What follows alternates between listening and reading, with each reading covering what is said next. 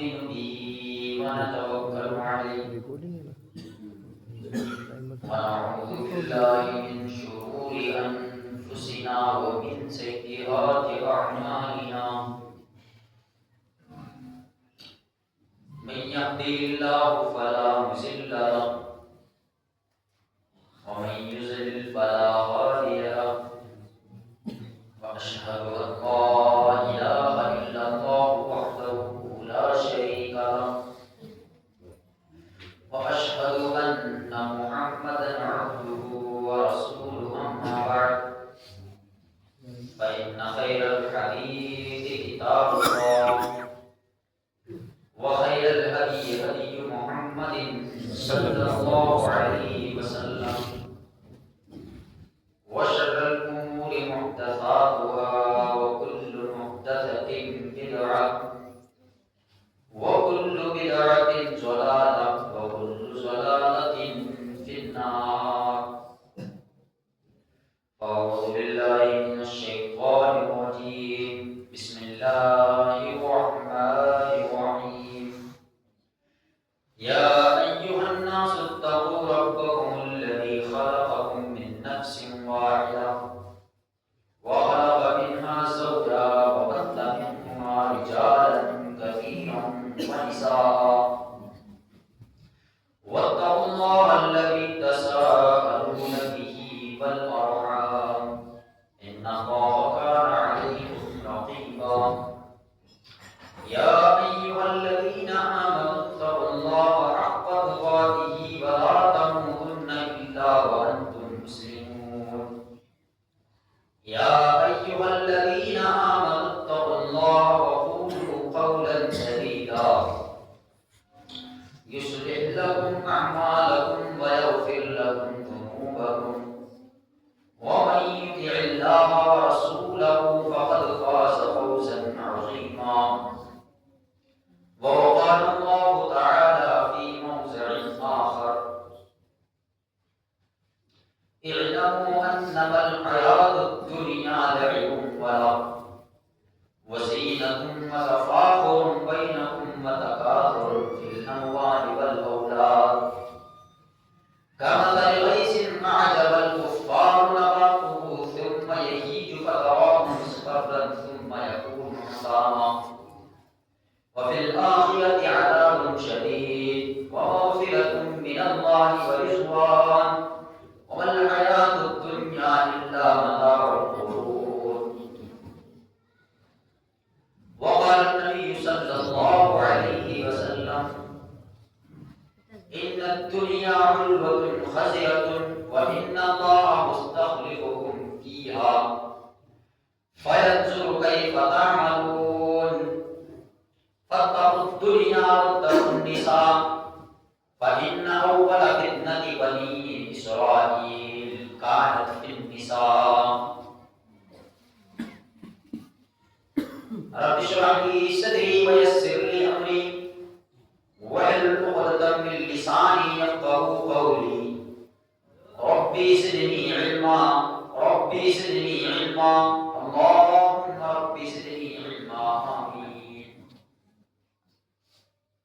تمام قسم کی تعریفات حمد و ثنا کبریائی بڑائی بزرگی اس اللہ وحدہ لا شریک لا خالق کائنات اور مالک ارض و سما کے لیے لائق و زیبا ہے جو اس دنیا کو چلا رہا ہے جس نے اس دنیا کو بسایا ہے بچایا ہے.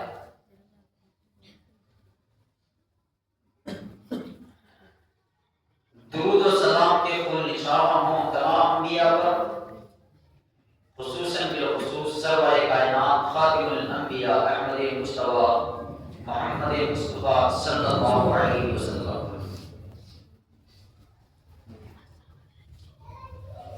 محترم سامعین کرام، بزرگوں، دوستوں، عزیز ساتھیوں، پیارے بچوں اور پردہ نشین ماؤں اور بہنوں،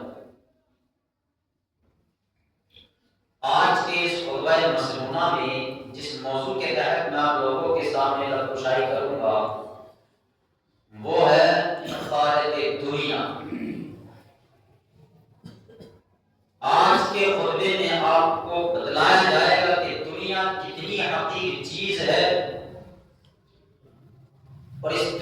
کو جس کو ہم اپنا سب کچھ سمجھ بیٹھے ہیں کہ اللہ رب العالمین کے نزدیک اس کی حیثیت کیا ہے اور اللہ رب العالمین اس دنیا کو کیا سمجھتا ہے، یہ چیزیں آپ کے سامنے بیان کی جائے۔ اللہ رب العزت سے دعا ہے کہ الہ العالمین جو بات بھی میری زبان سے نکلے اس بات پر سب سے پہلے مجھے ہی عمل کرنے کی توفیق عطا فرما اور تمام لوگوں کو اس پر عمل کرنے کی توفیق عطا فرما۔ یہ دنیا، جس دنیا میں ہم زندگی گزار رہے ہیں، زندگی بسر کر رہے ہیں، یہ دنیا فانی ہے۔ یہاں کی ہر ایک چیز فانی ہے، کچھ بچنے والا نہیں ہے۔ یہ دنیا جو دور سے ہمیں بہت اچھی نظر آتی ہے، بہت خوبصورت نظر آتی ہے، چمک دمک اور بہت ہی آشائش سے بھرپور نظر آتی ہے، اس دنیا کی حیثیت کچھ بھی نہیں ہے۔ یہ دنیا بالکل اسی طرح ہے کہ جس طرح سے ایک انسان سفر کرے کسی ایسے راستے کا یا ایسی جگہ کا کہ جہاں سمندر ہو، تو انسان جب سمندر کے قریب جائے گا تو کافی دور سے اس کو سمندر کے جو آس پاس ریت پڑی ہوئی ہوتی ہے، جس کو بالو ریت کہا جاتا ہے، تو دور سے جو اس میں چمک ہوتی ہے ایسا لگتا ہے کہ یہ بھی پانی ہی ہے۔ لیکن جیسے جیسے انسان اس کے قریب جاتا ہے تو اس کو محسوس یہ ہوتا ہے کہ یہ تو محض بالو ریت ہے، یہ کوئی پانی نہیں ہے۔ یہ دنیا بالکل اسی طرح ہے، دور سے بہت خوبصورت نظر آتی ہے، دور سے بہت بہتر نظر آتی ہے، ایسا لگتا ہے کہ سب کچھ دنیا ہی ہے۔ لیکن ایک انسان جو کہ اللہ رب العالمین سے جس کا ناطہ جڑا ہوا ہو، اس دنیا کی حیثیت کو کچھ بھی نہیں سمجھتا ہے۔ یہی وجہ ہے کہ ہمارے اکابرین بھی اس دنیا کو کچھ نہیں سمجھتے تھے۔ حضرت عمر بن عبد العزیز جب خلیفہ مقرر ہوئے، جب امیر المومنین بنائے گئے، اگر خلیفہ سمجھ میں نہیں آ رہا ہو تو چیف منسٹر آپ کہہ سکتے ہیں، جس طرح سے آج پردھان منتری ہوتا ہے، پورا دیش چلا رہا ہوتا ہے، اسی طرح سے حضرت عمر بن عبد العزیز جب خلیفہ بنائے گئے، پوری اسلامی دنیا کے خلیفہ بنائے گئے، بادشاہ بنائے گئے، امیر المومنین مقرر ہوئے، حضرت عمر بن عبد العزیز نے اپنے غلام کو بلایا، اپنے خادم کو بلایا کہ جاؤ 8 درہم ان کو دیے، جاؤ ان 8 درہم کا ایک کپڑا خرید کر کے لاؤ، بازار جاؤ۔ حضرت عمر بن عبد العزیز کا خادم، حضرت عمر بن عبد العزیز کا غلام 8 درہم کا کپڑا لینے کے لیے بازار گیا، باضابطہ طور پر ایک 8 درہم کا کپڑا خریدا، بہترین کپڑا تھا۔ حضرت عمر بن عبد العزیز کی خدمت میں وہ کپڑا لایا گیا، بہت بہترین کپڑا ہے، ایسا کپڑا کہ جو کہ نارمل کپڑا تھا۔ حضرت عمر بن عبد العزیز نے جیسے اس کپڑے کو دیکھا، دیکھ کر کے فرمایا، حضرت عمر بن عبد العزیز نے اپنے غلام کو دیکھا اور کہا کہ میرے خادم، یہ کپڑا تو بہت بہترین کپڑا ہے، یہ کپڑا تو بہت عمدہ کپڑا ہے، یہ کپڑا تو بہت قیمتی کپڑا ہے، جاؤ 6 درہم کا کپڑا خرید کر کے لاؤ، جو 2 درہم بچیں گے ان کو بیت المال میں جمع کر لیا جائے گا اور وہ میرے عمرہ کے کام آ جائیں گے، وہ لوگوں کے کام آ جائیں گے۔ ہو سکتا ہے تو کوئی بھوکا ہو، وہ بھوکے کو 2 درہم دیا جائے گا، وہ 2 درہم سے اپنا پیٹ بھر لے گا، جاؤ 6 درہم کا کپڑا خرید کر کے لاؤ۔ حضرت عمر بن عبد العزیز کا غلام، حضرت عمر بن عبد العزیز کا خادم یہ بات سنتا ہے، اس کی آنکھوں سے آنسو نکل پڑتے ہیں، آنسو اشبار ہوتے ہیں، آنسو سے آگے بھیگ جاتے ہیں۔ حضرت عمر بن عبد العزیز پوچھتے ہیں کہ تم روتے کیوں ہو؟ حضرت عمر بن عبد العزیز کا غلام کہتا ہے، اے امیر المومنین، آپ امیر المومنین ہونے سے پہلے خلیفہ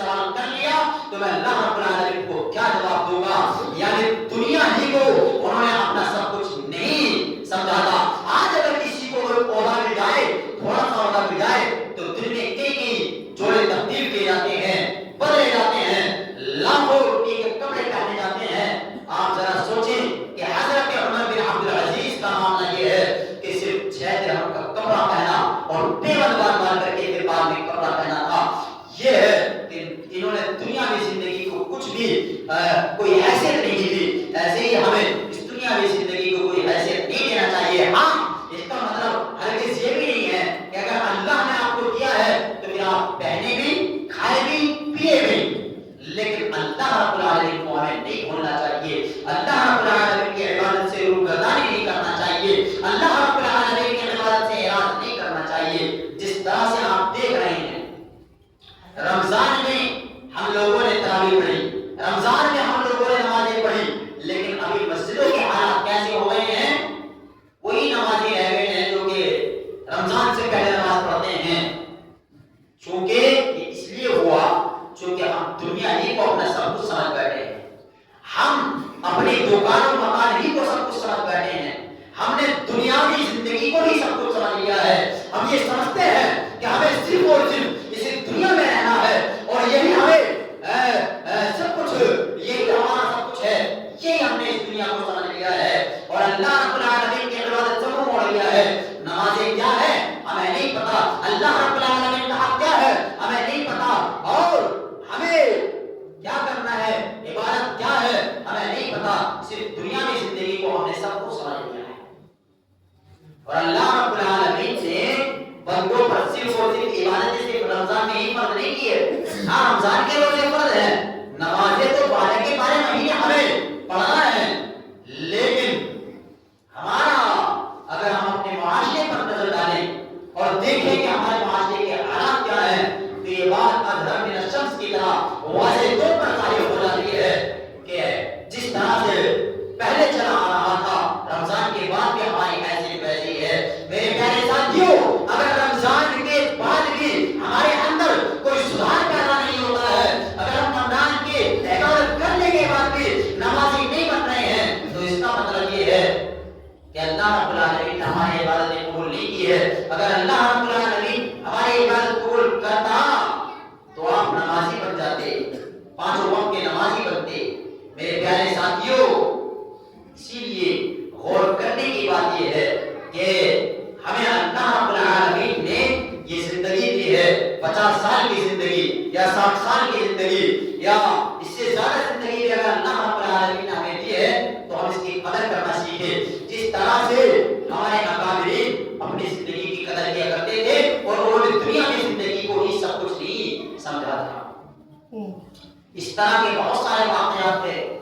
اگر میں اس واقعات کی تفصیل میں اگر جاؤں گا تو خطبے کا ٹائم چونکہ مختصر ہے وقت ہو جائے گا، اس لیے تھوڑی بہت باتیں آپ حضرات کے سامنے قرآن اور حدیث کے حوالے سے بھی میں عرض کر دینا مناسب سمجھتا ہوں۔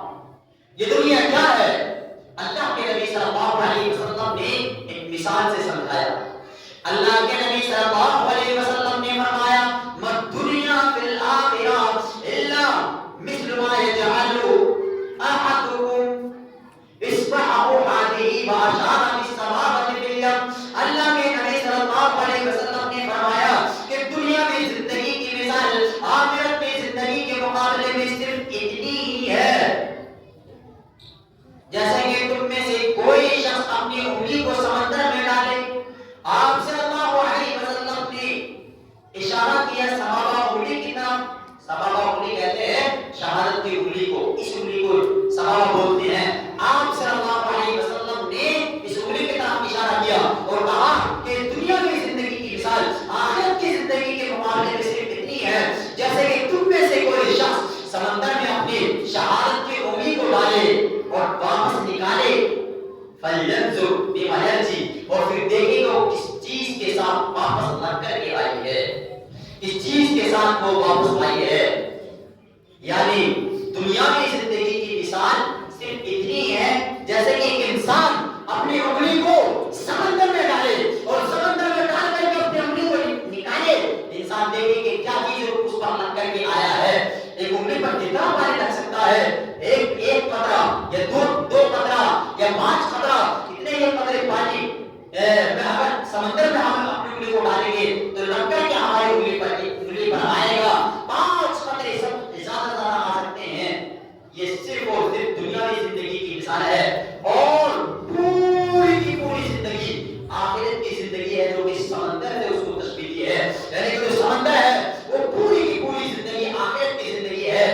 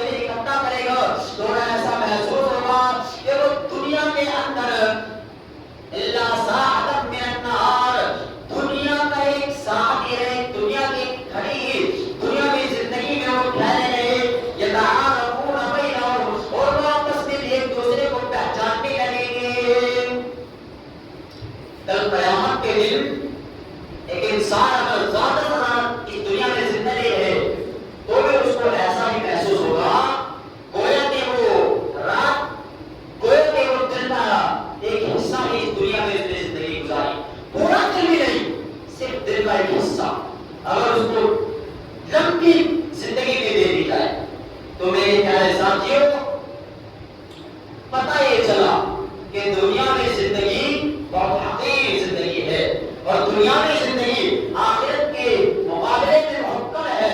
باقی پوری کی پوری جو زندگی ہے وہ آخرت کی زندگی ہے جس کے لیے ہمیں تیاری کرنا ہے. اللہ کے نبی صلی اللہ علیہ وسلم نے دنیا میں زندگی کی مثال دیتے ہوئے فرمایا میرے پیارے ساتھیوں غور سے سنیے گا بڑا بہترین واقعہ ہے. اللہ کے نبی صلی اللہ علیہ وسلم ایک جگہ گئے ہوئے ہیں. آپ صلی اللہ علیہ وسلم کے ساتھ صحابہ کرام بھی ہیں. آپ صلی اللہ علیہ وسلم ایک بازار سے گزر رہے ہیں. راوی حدیث حضرت جابر بن عبداللہ ہے. حضرت جابر بن عبداللہ بیان کرتے ہیں کہ اللہ کے نبی صلی اللہ علیہ وسلم عالیہ کی جانب سے آئے. عالیہ ایک جگہ کا نام ہے. اللہ کے نبی صلی اللہ علیہ وسلم عالیہ کی جانب سے گزرے. آپ صلی اللہ علیہ وسلم کے ساتھ چند صحابی بھی ہیں. آپ صلی اللہ علیہ وسلم نے وہاں بازار میں ایک بکری کے مردہ بچے کو پڑا ہوا دیکھا جس کے کان بہت چھوٹے چھوٹے تھے. آپ صلی اللہ علیہ وسلم صحابہ کرام سے مخاطب ہوئے اور فرمایا اے میرے صحابیوں ایکم یحب ان هذا له بدرهم تم میں سے کوئی شخص کیا اس کو ایک درہم میں لینا پسند کرے گا؟ صحابہ کرام نے عرض کیا اے اللہ کے نبی ما نحب ان هذا له بشيء ہم تو اسے کسی بھی چیز کے بدلے میں لینا پسند نہیں کریں گے.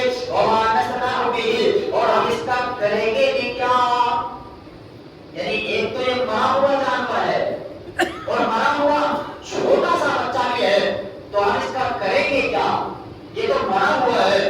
اللہ کے نبی کسی بھی چیز کے بدلے میں ہم اس کو لینا پسند نہیں کریں گے. پھر اللہ کے نبی صلی اللہ علیہ وسلم نے فرمایا اتحبون انه لکم کیا تم میں سے کوئی شخص اس کو مفت میں لینا پسند کرے گا فری میں لینا پسند کرے گا؟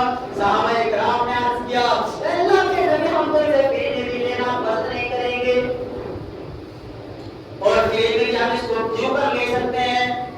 اگر یہ زندہ نہیں ہوتا تب بھی ہم اس کو لینے کے بارے میں سوچتے کیونکہ اس کے اندر ایک عیب ہے. وہ عیب یہ ہے کہ اس کے کان بہت چھوٹے چھوٹے ہیں. اللہ کے نبی صلی اللہ علیہ وسلم کے زمانے میں بکروں کے کان اگر جانور کے کان چھوٹے چھوٹے ہوتے تھے تو اس کو بھی وہ ایک عیب نہیں سمجھتے تھے اور لینا پسند نہیں کرتے. صحابہ کرام نے عرض کیا اللہ کے نبی ہم اس کو کیسے لے سکتے ہیں؟ ایک تو یہ مرا ہوا ہے دوسرے اس کے کان بہت چھوٹے چھوٹے ہیں. اللہ کے نبی صلی اللہ علیہ وسلم نے فرمایا اللہ کی قسم واللہ احمد عند اللہ انہ هذا علیکم اللہ کی قسم جس قدر یہ تمہارے نزدیک بہت زیادہ حقیر جانور ہے مرا ہوا جانور ہے دنیا میں زندگی اللہ رب العالمین کے نزدیک اس سے بھی کہیں زیادہ حقیر ہے. مرے ہوئے جانور کی قیمت کیا ہو سکتی ہے؟ اس سے بھی کہیں زیادہ حقیر اس جانور کی. اس جانور کو اللہ رب العالمین سمجھتا ہے اور اس دنیا کو اس جانور سے بھی زیادہ حقیر اللہ رب العالمین سمجھتا ہے. تو اس دنیا کی زندگی کی مثال اللہ رب العالمین نے مرے ہوئے بکری کے بچے سے دی ہے کہ جس طرح سے یہ مرا ہوا بکری کا بچہ ہے اور اس کی کوئی حیثیت تمہارے نزدیک نہیں ہے اسی طرح سے اللہ رب العالمین کے نزدیک اس دنیا کی حیثیت بھی کچھ بھی نہیں. یہی وجہ ہے کہ حضرت سہل بن سعد رضی اللہ عنہ بیان کرتے ہیں لو كانت في الدنيا تعدل عند الله جناح بعوضة اگر اللہ رب العالمین کے نزدیک اس دنیا میں زندگی کی حیثیت ایک مچھر کے پر کے برابر کی ہوتی ما سقل کافر من شربت ماء تو اللہ رب العالمین کافروں کو دنیا کی زندگی کا پانی کا ایک گھونٹ بھی نہ پلاتا. یہی وجہ ہے کہ اللہ رب العالمین کی عبادت کرنے والے